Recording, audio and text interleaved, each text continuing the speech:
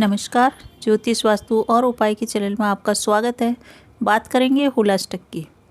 सबसे पहले जानते हैं होलाष्टक किसे कहते हैं, कौन कौन से दिन होलाष्टक में काउंट होते हैं।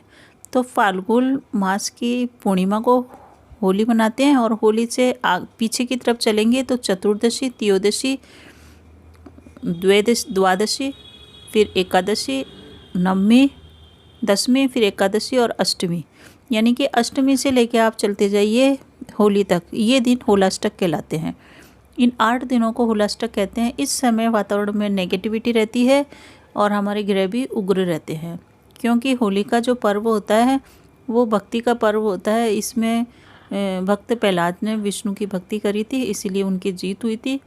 तो एक तो ये है कि इस समय जो भक्ति करता है या मंत्रों का जाप करता है, विष्णु की पूजा करता है, वो सफल होती है। साथ ही इस समय कई नेगेटिविटी होने के कारण ऊपरी बाधा, तंत्र बाधा आदि के प्रयोग भी सफल सिद्ध होते हैं। नज़र लगना, टोने टोटके का असर होना, ये भी बड़ी तीव्रता से काम करते हैं, क्योंकि वातावरण नेगेटिव है। पिता पुत्र का विवाद चल रहा है।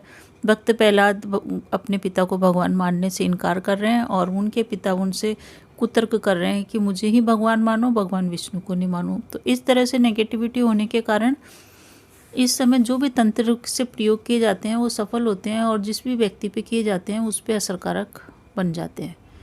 तो इन तंत्र मंत्रों से, नज़र लगने से, टोने टोटके से अपने आप को कैसे बचाएं, इसकी चर्चा इसमें मैं करूँगी।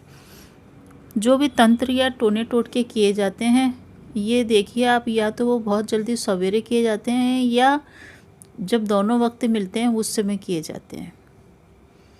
तो आपको ये करना है कि जो भी चौराया पड़ता है वहाँ पे हमको बिल्कुल चौराहे के बीच में से कभी भी नहीं जाना चाहिए इन होलाष्टक के दिनों में, क्योंकि ऊपरी बाधा, प्रेत बाधा वहाँ पे घूमती रहती है और वो हमारे कब असर कर जाए हमको खुद को नहीं पता है।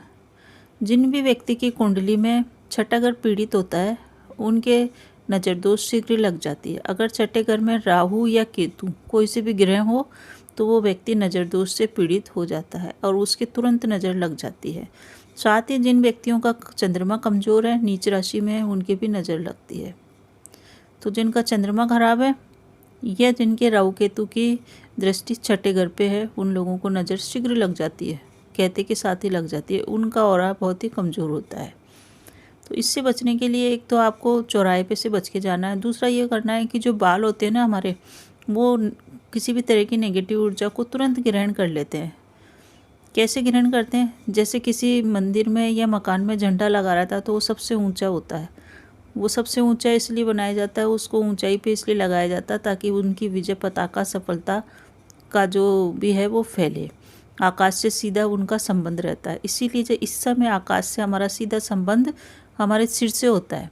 तो सिर के बाल को इस समय हमको बांध के रखना चाहिए। जब भी हम सिर के बालों को खोल के रखते हैं या इधर उधर खोल के जाते हैं, आज की नवयुवतियाँ ज़्यादातर समय बाल खोलती है, तो उनके लिए ये है कि होलाष्टक के दिनों में कभी भी हमको बाल खोल के नहीं जाना चाहिए। बालों को आप बांध के रखिए, क्योंकि आप बाल इस समय खोल के जाएंगे तो फिर आपके कोई ना कोई सिर दर्द होएगा, पेट दर्द होएगा, मासिक धर्म से संबंधित प्रॉब्लम हो जाएगी या शादी ब्याह में रुकावट आएगी और उससे फिर पूरा परिवार प्रभावित होएगा, क्योंकि एक व्यक्ति के नज़र दोष लगती है तो उसका असर सारे परिवार पे आता है। तो एक इस चीज़ का ध्यान रखें। दूसरा ये है कि आपको इन होलाष्टक के दिनों में 12 बजे 1 बजे के बाद कपड़े नहीं धोने चाहिए, क्योंकि वो आप 1 बजे 2 बजे 3 बजे धोएंगे तो वो शाम तक कपड़े बाहर टंगे हुए रहेंगे और फिर वो धूप में सूखेंगे। बेहतर है कि आप 8, 9, 10, 11, ज़्यादा से ज़्यादा 12 बजे तक कपड़े धो लीजिए, फिर उसके बाद उन कपड़ों को सूखने दीजिए और शाम को सूर्यास्त से पहले ही उन्हें अंदर ले आइए, क्योंकि शाम को फिर नेगेटिविटी रहेगी वातावरण में। सूरज को देख के तो हर चीज़ नेगेटिविटी दूर भग जाती है, सूर्य इतना पावरफुल है, परंतु जैसे ही सूरज का प्रकाश कम होता जाता है शाम तक, तो नकारात्मक ऊर्जाएं वातावरण में प्रवेश करती जाती है। तो कभी भी हमको कपड़ों को शाम के बाद बाहर नहीं रखना है। अगर हम बाहर रखते हैं तो फिर उसमें हमारे को परेशानी आती है। तो कपड़ों को आप तुरंत जैसे ही सूखें उनको अंदर ले आइए 3-4 बजे तक, फिर उनको बाहर न डालें। न ही शाम को कपड़े धोने चाहिए, न पूरी रात बाहर कपड़े पटकने चाहिए। इस चीज़ से बचना चाहिए हमको। अगर किसी कारण से कपड़े हमने बाहर रख भी दिए तो हमको उनको प्रेस करके कम से कम 2-3 दिन तक नहीं पहनना चाहिए। इस चीज़ का विशेष ध्यान रखें। जिनके कि घरों में छोटे बच्चे हैं, उन छोटे बच्चों को माताएं जब भी दूध पिलाए तो दूध को उनको बाहर ओपन एरिया में दूध नहीं पिलाना चाहिए, अंदर पिलाना चाहिए, क्योंकि जितनी भी सफ़ेद चीज़ें होती है उन पे ऊपरी तंत्र बाधा का शीघ्र असर होता है।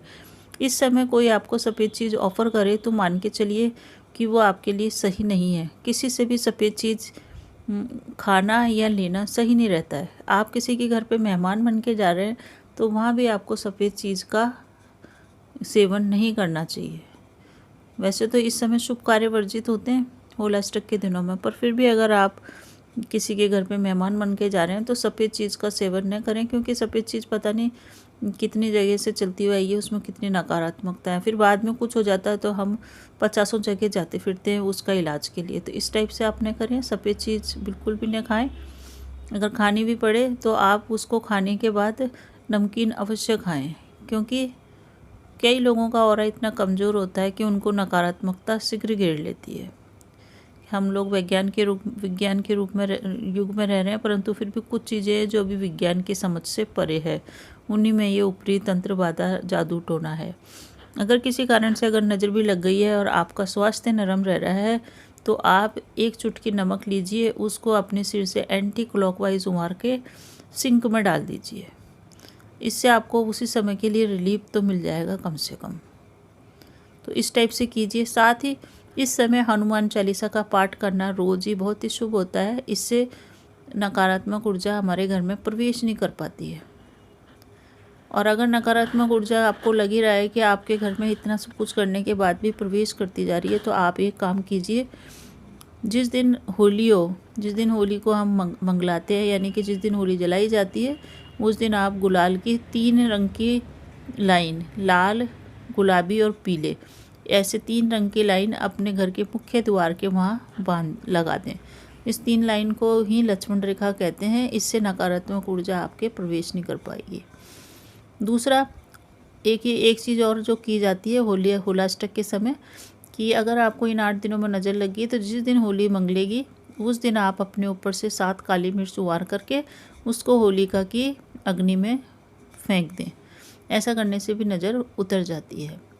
तो इस टाइप के उपचार करके हम नज़र दोष बाधा से बच सकते हैं। इस समय हमको भूलकर भी बाहर के साइड खुले में कभी भी दूध का सेवन नहीं करना चाहिए।